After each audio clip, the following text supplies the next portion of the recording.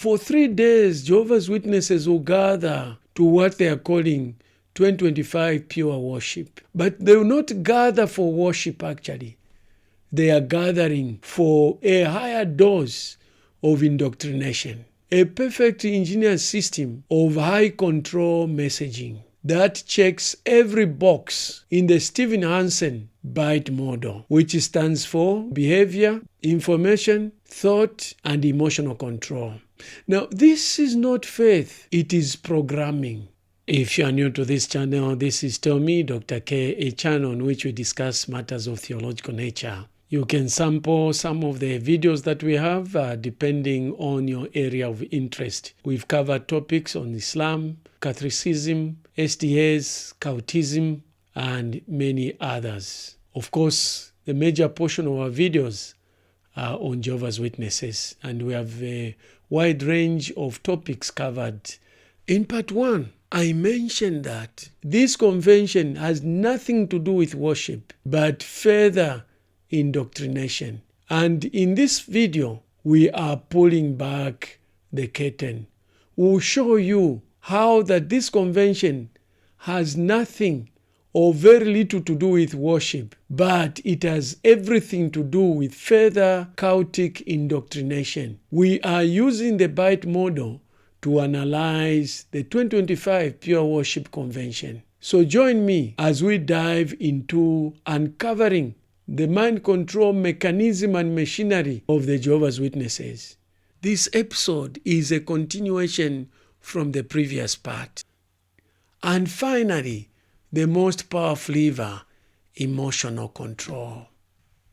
Fear is the weapon at JW Convention. Emotional control. Fear of Satan, fear of losing your family. But clearly the Bible tells us that he who is in us is greater than he who is in the world. Here is what John 4 verse 4 says. You are of God, little children, and have overcome them, because he who is in you is greater than he who is in the world. So, they have unwarranted fear of Satan because they don't know Jesus. They don't have Jesus in them, or you don't have Jesus in you. And the Bible tells us in 1 John chapter 4 verse 18 about this fear. It says, there is no fear in love, but perfect love casts out fear, because fear involves torment. But he who fears has not been made perfect in love. So, the 2025 Pure Worship Convention will be a venue for being tormented. Jehovah's Witnesses, as one interviewee of Nav Sang documentary says, Jehovah's Witnesses are already in hell right now. The organization had so many strict rules, and you found them so difficult to follow, just not being able to read other material or the way you dress, all that stuff. But there are 8 million Jehovah's Witnesses in the world, right, supposedly. Mm-hmm. So most of them, I guess, are fine with those strict rules.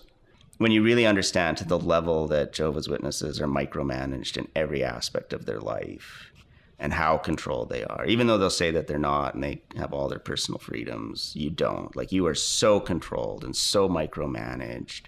It literally is like, they talk so much about, the new system coming and paradise. Like, it's actually here, right? You're just trapped in purgatory right now. You're trapped in hell. Get out of there and you can actually have, some joy and happiness, right? And get that out of your life before it's too late. The saddest part is all these people are putting off having a happy life for some future paradise to come. Hell of fear, of torment. Armageddon is already here. They say he who fears something suffers twice. You suffer for fearing it, and you suffer when it comes. In fact, I remember reading something like 95% of the things we fear don't even come to pass. 40% have already happened. 40% will never happen. I can't remember what the other percentage is. In the convention drama, the questioner is portrayed as being vulnerable to Satan's influence. Hey, Justin, I want you to read this article I just sent you. It's going to change the way you see the organization. Get back to me.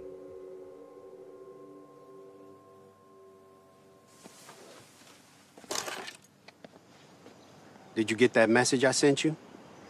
Why would you send that to me? Better yet, why are you reading that garbage? It's all lies. Garbage? How do you know if it's garbage if you haven't even read it?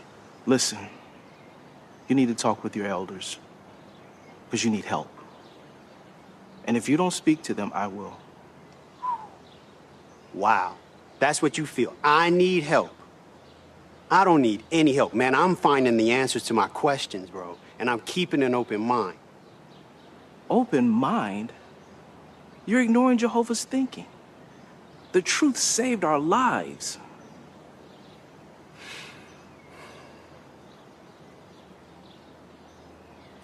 Look, man, how long have we known each other? There's only one truth, and it comes from Jehovah. You're gonna walk away like that? What are you so afraid of? Man, stop being a coward. Don't be weak. They're just telling you what you need to do. So these dramas are actually being projected as a defense.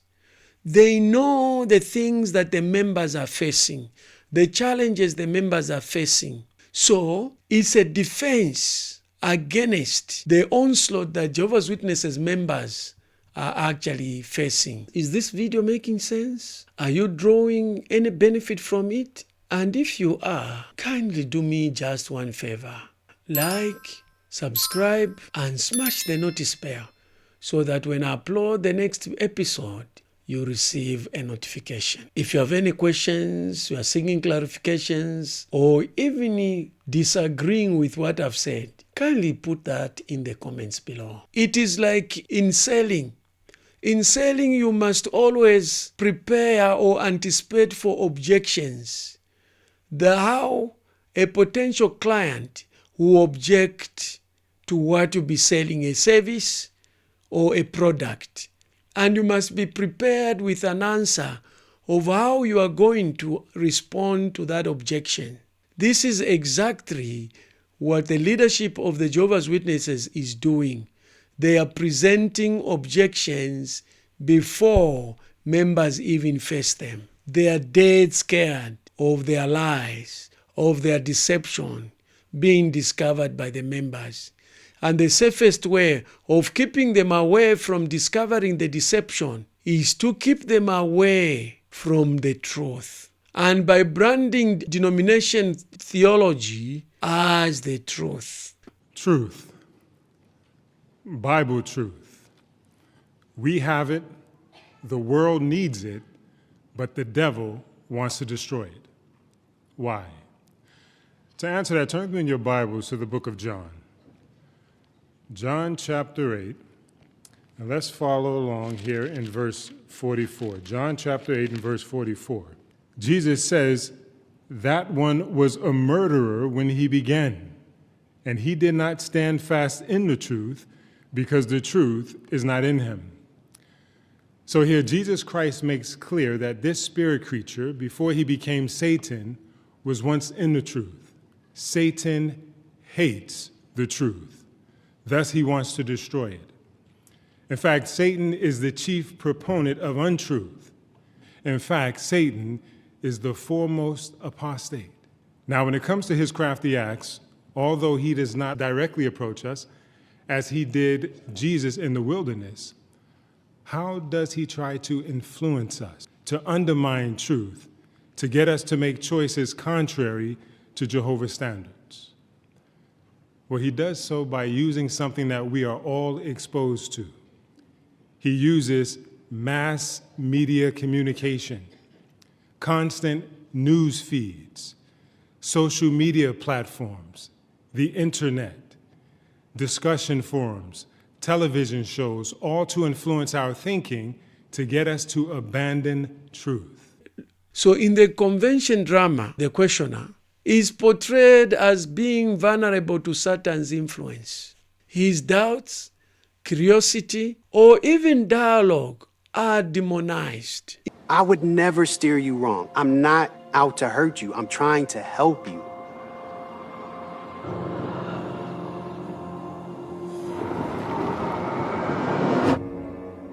How long have you known me?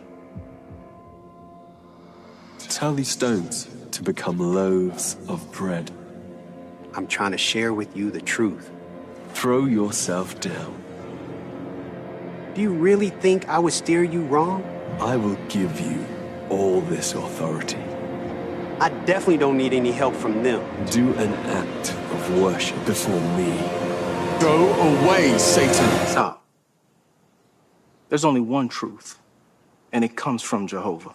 In the same drama, we have another scene where Joshua's wife is suffering from cancer, and a friend tries to encourage her to join a group on social media so that she could also encourage others of what she was going through. It is considered drawing attention to yourself. When sharing what was going through, would have encouraged her. Not only do they attack you when you are healthy, they even come for you when you are vulnerable. Man. Hey, Sheila. Hey. How are you feeling? Not good. It's been a rough week. Well, I'm sorry to hear that. Well, if it's any consolation, you look gorgeous. Oh, girl, I don't know about that. You do. You really do. Let's take a selfie. I'll show you. Then you will know how gorgeous you look. A picture? Yes. Come on, get up. I'm a mess. No, you look great. Wait. Make sure we look good.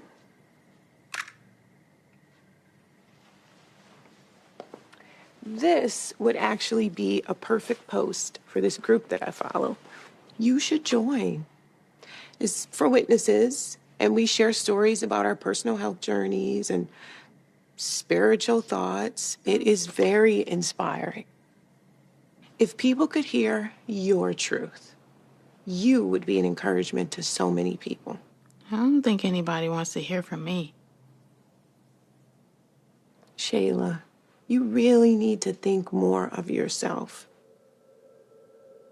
When was the last time you really felt heard? Cancer has taken so much from you. Don't you want to feel better?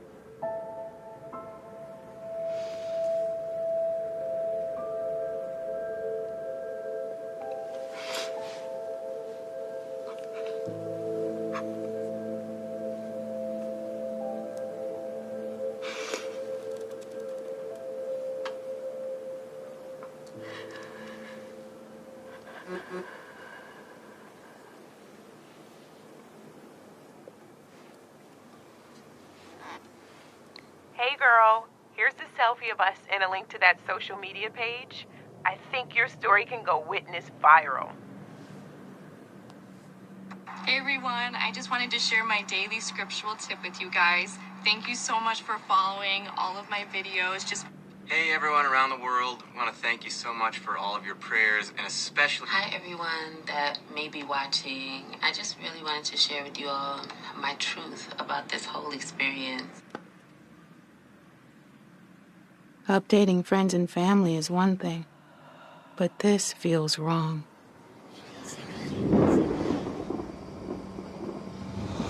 If you are a son of God, throw yourself down.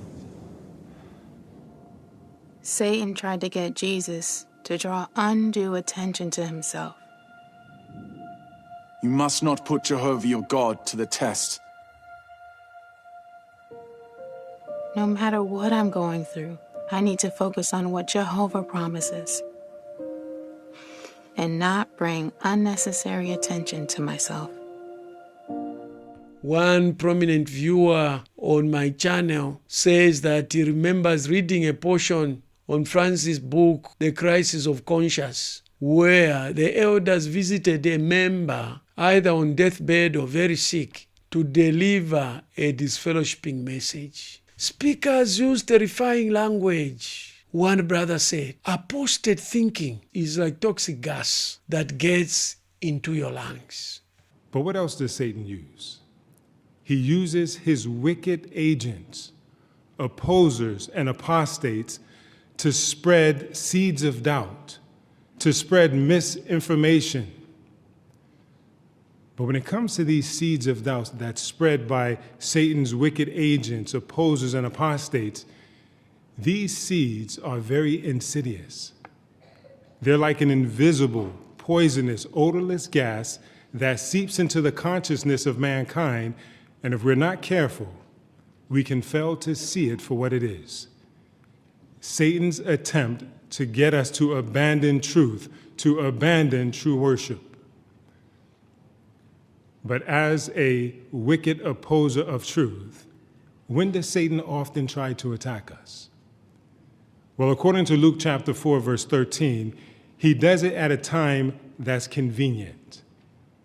When we think back on our dramatization and the video concerning Jesus there in the wilderness after 40 days, when Jesus is tired, he's hungry, he's focusing on his physical needs, there Satan assumed it was a convenient time where Jesus was at a weak point, and thus he attacks.